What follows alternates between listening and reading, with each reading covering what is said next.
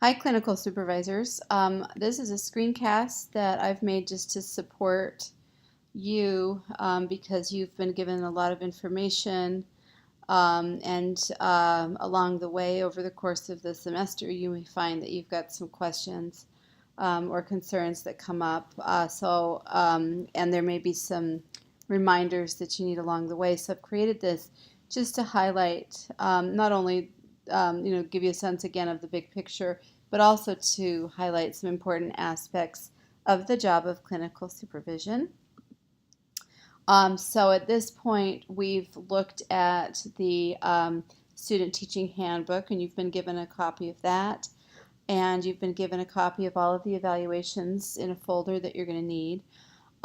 So we did review this page in the handbook. This is the role and responsibilities of the clinical supervisor, but I wanted to just go over it again as an overview.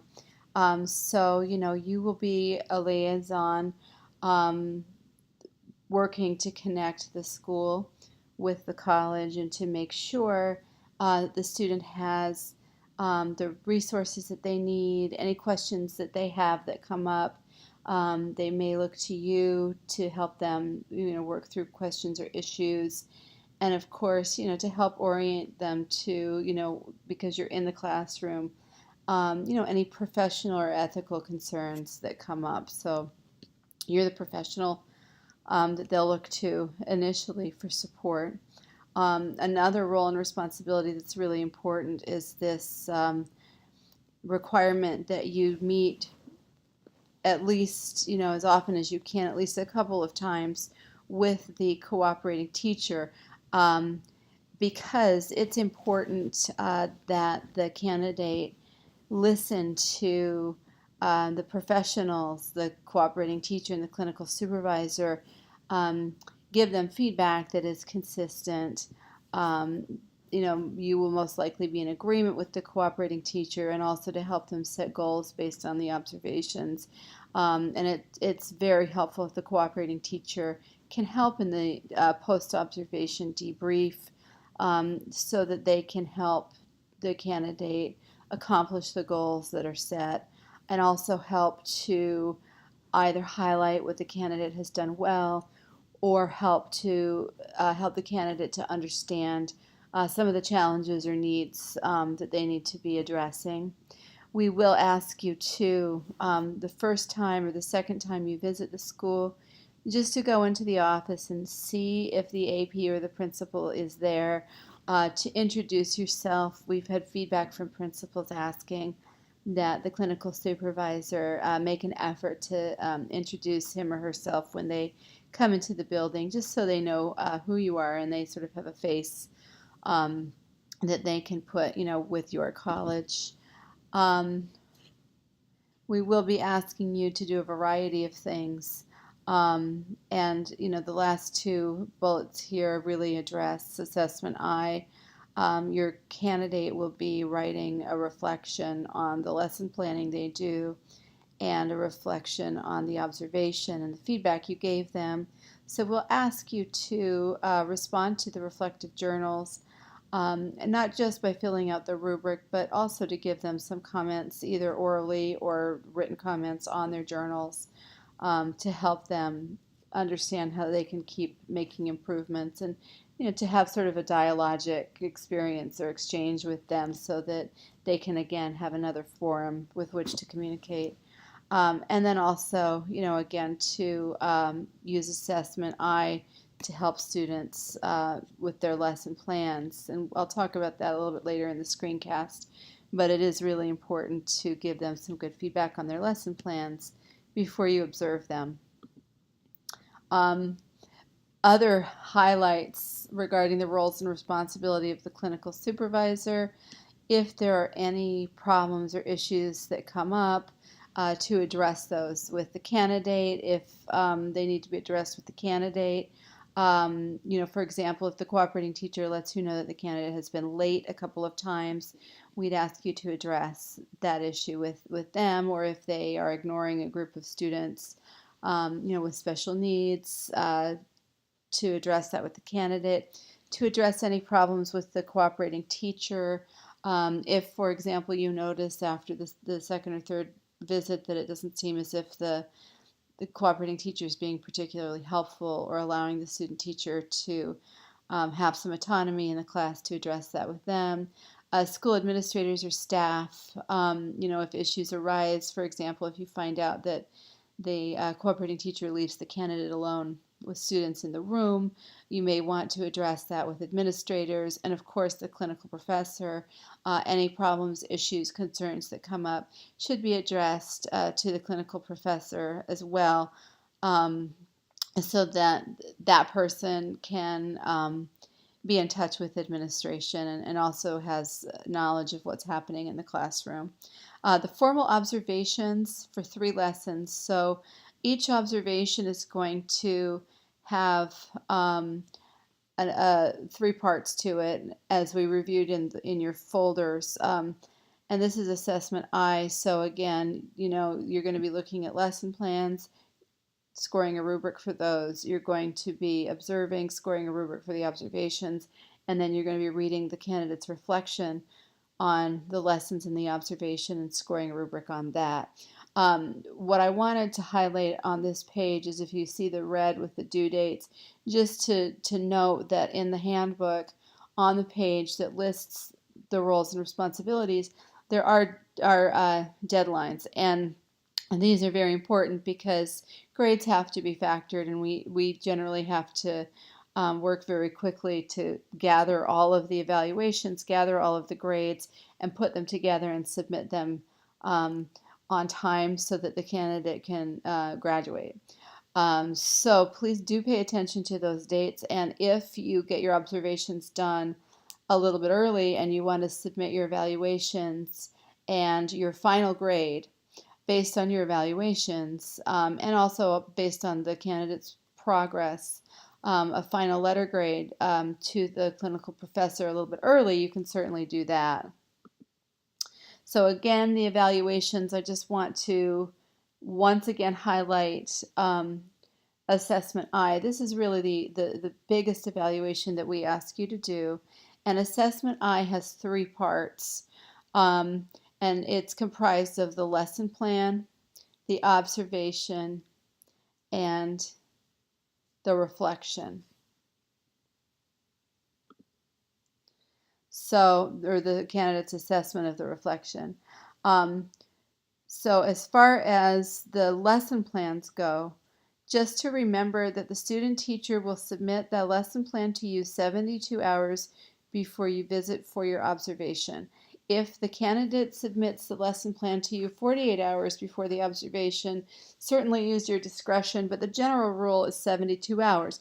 That allows you to give some good, helpful feedback, and to get that back in time for them to make any changes to their lessons that need to be made. Hopefully that they're doing that. And then you will, my recommendation is that you complete the evaluation for assessment I, part A. That's the lesson plan. That you fill that rubric out and you have the candidate sign it when you actually go in to observe. You will be filling out the rubric for part A prior to the observation. So even if the candidate revises their initial lesson plan, you'll see evidence of that and reward them for that when you score the rubric for the observation, which is part B. But for part A, what we're scoring is that initial attempt at the lesson plan. And this is what it looks like. Again, you have hard copies of this, but what I want to point out here is that you definitely, you want to state whether you're working in placement 1 or 2, which observation it is. There are 3. The candidate's name goes here. This is your name, the school, the grade, and then this is your assessment, the letter grade that the candidate has earned based on how you're filling out the rubric.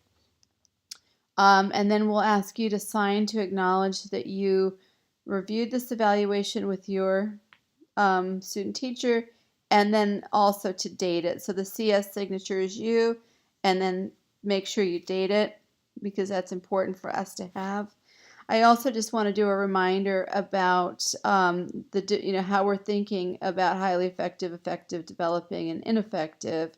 Um, our candidates are generally going to be working in the developing and effective range. We do reserve that highly effective for a successful teacher, who's been teaching for several years. We want to give the candidate some insight into what that looks like as they're just learning how to teach and develop lesson plans. And it's definitely something for them to shoot for, but it wouldn't be realistic for a student teacher to be hitting the highly effective mark um, consistently. They may, every once in a while in some areas, but again, they're generally going to be working in the effective or the developing range. And when we score these with letter grades, the developing is a B and the effective is an A. The next page is important because any comments that you want to document, especially comments about goals that you and the candidate have set regarding lesson planning. So if a candidate is having some difficulty with academic language, then you might want to write down, a comment saying that, the next time I see this, let's put a little bit more effort into academic language. And then this is going to be important too. If the candidate receives an ineffective in any of the criteria, just to mark that down. And also to let the clinical professor know that they've received an ineffective um, at any point in the assessment I, because that's just going to require then that the clinical professor monitor that student and have a conversation and maybe do some remediation. And again, after you have scored the lesson plan, I would print that, or you've got a hard copy rather, bring your hard copy with you for the observation and have the candidate sign and then date that. So that, again, that documentation, the signature and the date is really important. You have a copy. This is just a reminder of what the rubric looks like. We have found that if we actually, take the time to read these, it becomes very clear what the difference between a developing and an effective is. We tried to spell that out as clearly as possible when we designed those, so hopefully it'll be helpful. Part B is actually the observation. So when you go in for the observation, you'll be taking notes, field notes or documenting. Some people fill out the rubric while they're observing. Some people, like me, take notes, review the notes with the candidates, and then go home and complete Part B and give that to the candidate the next time, just depending on how you work. But again, we ask you to fill out the teaching candidate's name, the school, make sure to note the placement, the observation, is it 2 or 3? This part here, you're going to just write your name. We'll know you're the clinical supervisor, the grade taught, and then the letter grade that you would assign based on how they do on the rubric.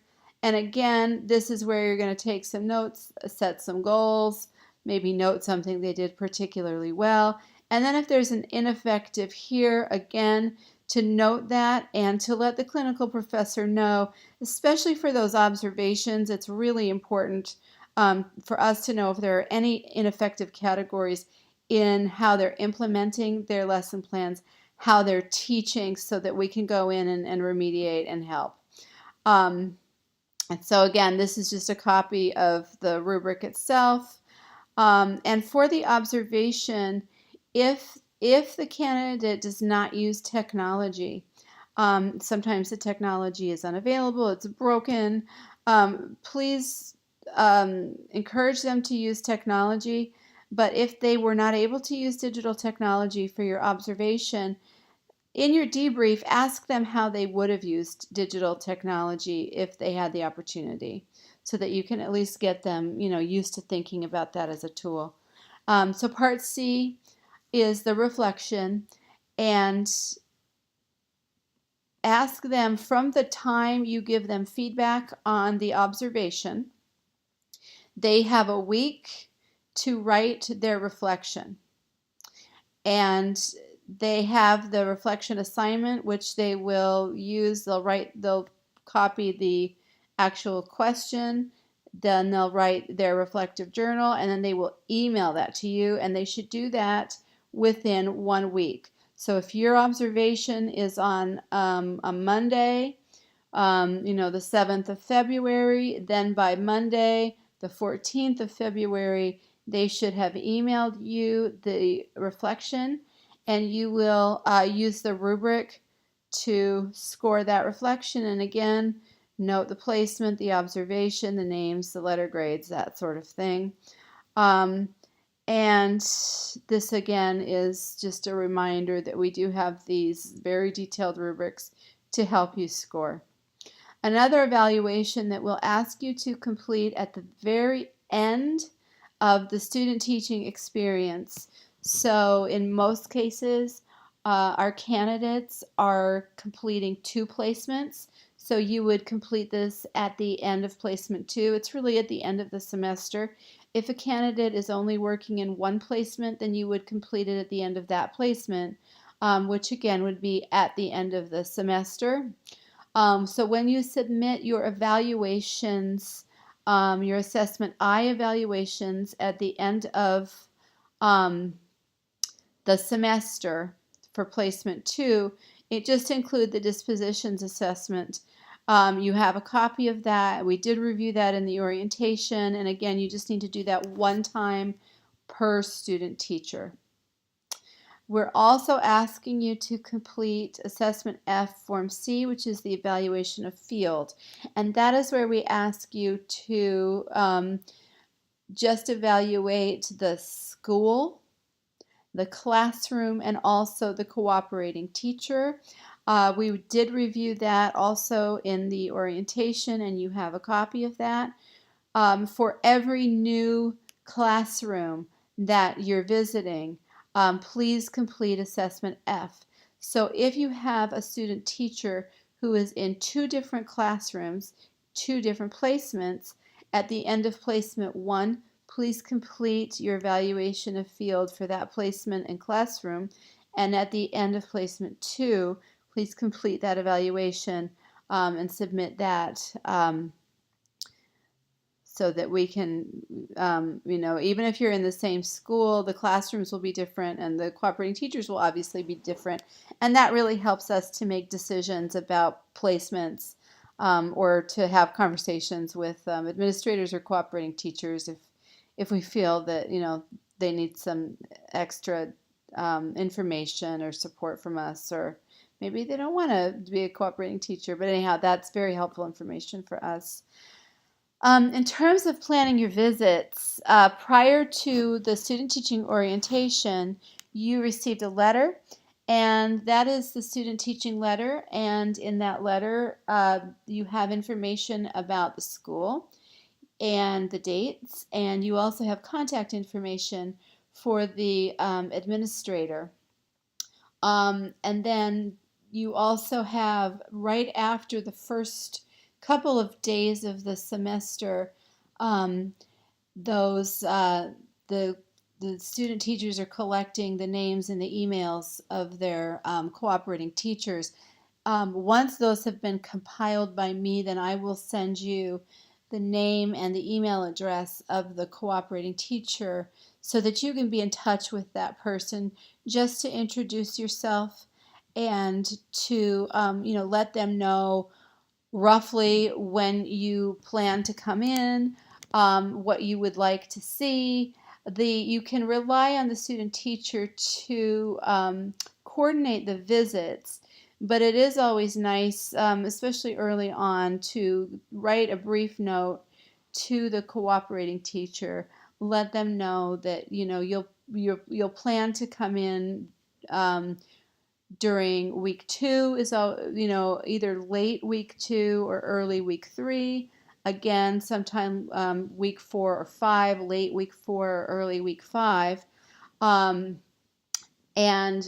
then let them know what it is that you're hoping to see. Remind them if the candidate is childhood that they need to, you need to be observing literacy. lessons for the first 2 observations in placement 1 because that's the TPA requirement. Anyways, that allows you to communicate with the cooperating teacher. Just to highlight the importance of timely feedback, the candidate will be submitting those lesson plans to you 72 hours before the observation. Please return the lesson plans back to them so that they can make changes prior to your observation. Also, after the observation, please don't just, run out and then send an email, 4 days later. Please give timely feedback to the candidate. Ideally, this is oral feedback immediately after the observation. You're saying, here's what you did well, here's what we need to work on, here are some ways to accomplish or perfect what we need to work on. So let's set 3 goals today. And if the cooperating teacher is not required in the classroom right after the observation, it's really helpful to have the cooperating teacher there so that the 3 of you, or sometimes 4 if there are other teachers in the room who want to be involved, are having a conversation. You're on the same page. You know what the goals are. You're collaborating to come up with strategies to help the candidate meet those goals. If the candidate and the cooperating teacher have to run to go do lunch duty after your observation or teach another class, then please arrange to have a phone conversation with your student at least 24 hours after the observation. They get very nervous about how they've done. They want to hear from you. And it's important that while that information is fresh in your mind, that you give them some feedback. If for some reason you can't do oral feedback, then please send them written feedback within 24 hours. That way, they're getting feedback. That doesn't necessarily have to be, the filled-in completed rubric at that moment, but it just helps them feel as if, you're paying attention and giving them what they need. In the last pages of the handbook, we did look at this, but just as a reminder, everything is really laid out for the student teachers in terms of, when schools are closed, how many hours per week they can earn, the dates, when they're meeting for classes, major assignments that are due, and the assessments due. This really would involve you. This is just a reminder. It's always in red and caps when the evaluations are due for CT and CS. And then over here, the suggested activities. And the cooperating teacher might ask you about suggested activities, but it's also something for you to monitor. So for example, by week 3, you see week 3 here, it's recommended that the candidate is teaching at least 2 full classes daily. So if you go in week 3 and you learn that the candidate is still observing, that would be a conversation to have with the CT and definitely let the clinical professor know as well. Again, to restate the importance of communicating with the cooperating teacher, please communicate with them when you're scheduling observations so that they can be in on that, and hopefully they can help schedule so that they've got 5 or 10 minutes after the observation to debrief. Please communicate so that you can address problems or questions as they arise. They may, for example, wonder why the candidate has to do so much with literacy early on, and you can let them know that that's because they're preparing for their TPA. Communicate about the candidate's progress, just to do a quick check-in, especially if you have concerns early on about classroom management, things like that. And also communicate for clarity about evaluation criteria. Cooperating teachers often want to know what it is that you're going to be looking for.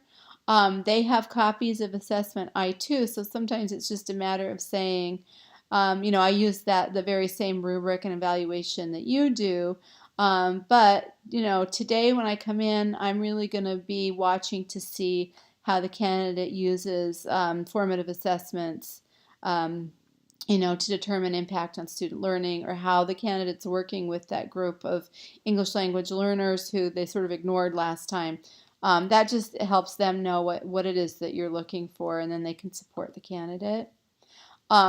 Please remember too that when you go out for an observation, you want to stay for at least one period. And your classic period is about 45 minutes. You want to be able to see an opening and a closing. You want to be able to see the candidate model a strategy, and then help to support students to work on whatever the lesson's objective is independently, and then circulate and then close the lesson down. So 20 minutes is not enough, half an hour is not enough. 45 minutes minimum is ideal. And that is it. Please let me know if you have any questions, and I hope this is helpful for you. Thank you so much.